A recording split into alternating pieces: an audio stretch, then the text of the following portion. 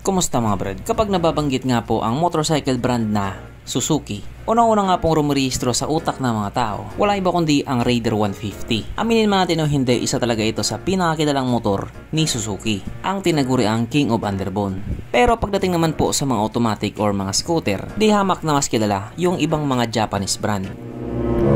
Pero syempre pagdating sa tibay, matibay. Pero kapag popularity ng pinag-uusapan, Honda Yamaha na yan.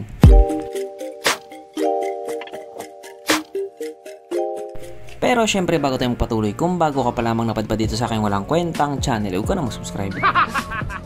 So yun na nga, kung inyo nga pong matatandaan, naglabas si Suzuki dati ng ganitong scooter, ang kanilang Suzuki Next, na masabi nga po nating medyo naging underrated. Oo, maganda naman siya, matibay naman siya, kaso lang yung reklamo nga po ng iba, yung piyesa. Ayon nga po sa kanila, medyo pahirapan daw ang paghahanap ng mga piyesa nito. Kaya sa paglipas nga po ng panahon, wala na siya, out na siya.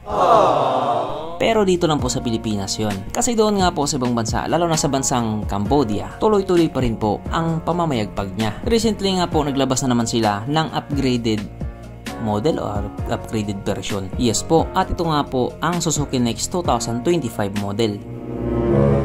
Noong nakita nga po ito ng mga tao, yung iba natuwa, yung konti natuwa. Yung karamihan naman medyo kumunot yung noo. Oo, karamihan nga po ng tao medyo dismayado. Kasi nga yung itsura niya, yun pa din yung itsura dati. Tapos proud na proud pa sila na ito daw yung 2025 model.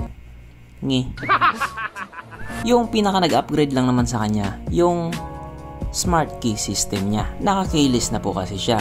Ay, keyless. Pero all in all, yun pa din siya. At don't get me wrong, hindi ko naman po sinabing pangit siya. Syempre nag-expect din kasi yung ibang mga tao na kapag naglabas sila ng bago, eh yung bago talaga. Tapos ganyan pa din pala yung magiging itsura. Bago ka pala eh. Pero alam nyo ba kung ano yung pinakamabuting nangyari? Buti hindi sa Pilipinas nilabas. Kasi kapag sa Pilipinas nilabas, maliligo siya ng pambabash. Pero imbes nga po na i-lockdown natin ang motor na ito, tingnan na lang natin yung mga magagandang bagay sa kanya. Katulad na lang sa mags niya, ang gwapo ng mags niya. Kaya dahil dyan, pag-usapan na naman natin yung meron sa motor na ito at kung gaano nga ba talaga siya kaganda. So ito nga po ang di umano Suzuki Next 110 2025 model na mayroong 113 cubic centimeter engine displacement, 4-stroke single cylinder, single overhead cam with 2 valves, fuel injected, at ito po ay naka-air cooled pa din. Panis yan sa Honda Click 125. Ang kanyang compression ratio 9.4:1. Pagdating naman po sa kanyang power, ito pa ay merong 9.4 horsepower, 8,800 RPM, 8.7 Nm of torque at 6,500 RPM. At ayon nga po sa mga Cambodian na nag-top speed sa motor na ito daw po ay kayang tumakbo sa bilis ng 80 km/h. At 100 kph naman yung nandito sa Pilipinas. Syempre, ibang usapan na kapag Pinoy na nakasampa.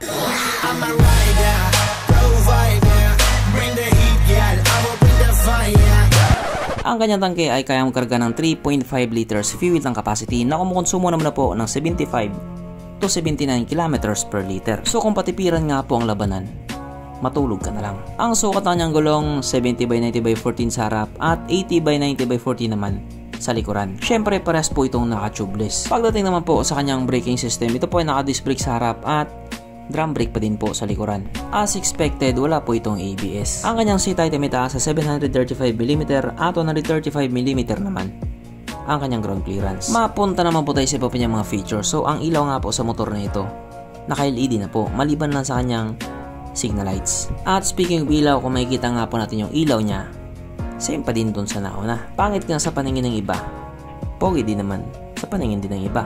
Ano ba talaga? Ang gulo nyo ah.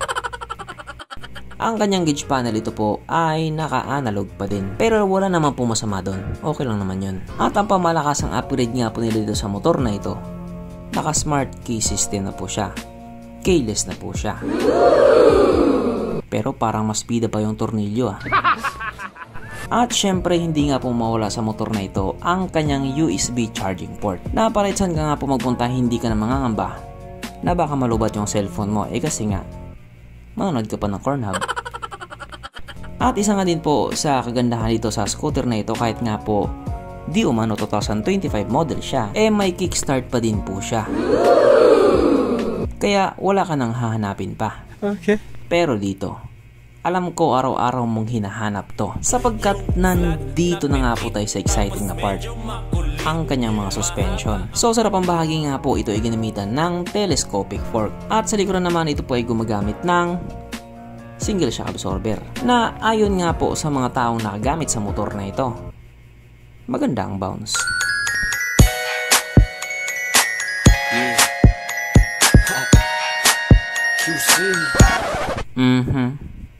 Panigurado, wala na namang nalungkot. At dahil wala nga po nalungkot, alamin naman natin kung present nga ba sa motor na ito yung tatlong pinaka-importanting features. So, una na nga po dito ang kanyang lagayan ng istalyon at good news mga brad, meron siyang ganon.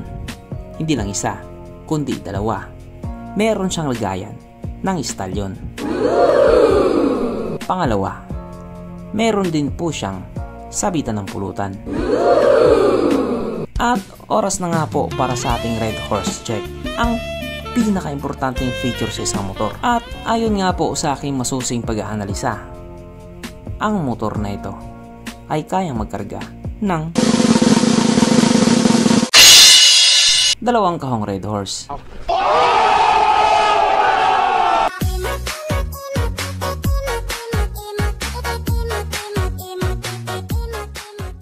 So therefore ang motor na ito ay talagang highly recommended. At regarding nga po sa presyo dito sa motor na ito, baka magulat ka. Sapagkat doon nga po sa Cambodia, ito nga po ay nagkakalaga ng $1,990 Na kung i-convert nga po natin into Philippine peso, ito po ay papatak ng 114,000 pesos. Ha?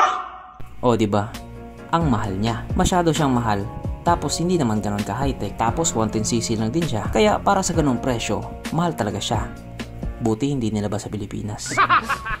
Pero kasi yung presyo niya, doon na naman po yun sa bansang Cambodia. At mahal din po talaga yung mga presyohan ng motor doon sa kanila. Naka version 2.0 yung mga kamoting ahente sa kanila. Kaya wag na kayo magtaka. Pero sa totoo lang mga brad, pagdating din naman sa tibay, matibay din ang motor na ito. Tsaka matitibay din po yung mga pinaglalagay nilang gulong. Mas nauna pang mapanot ang ulo ni Manong kaysa mismong gulong.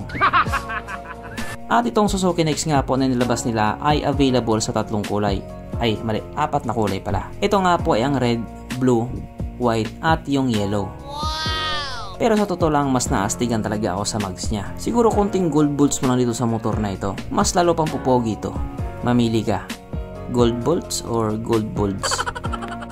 So hanggang dito na lang muna mga brad, kung may gusto kong sabihin or gustong idagdag doon sa mga sinabi ko, mag-comment ka na lamang sa baba. Okay, bye.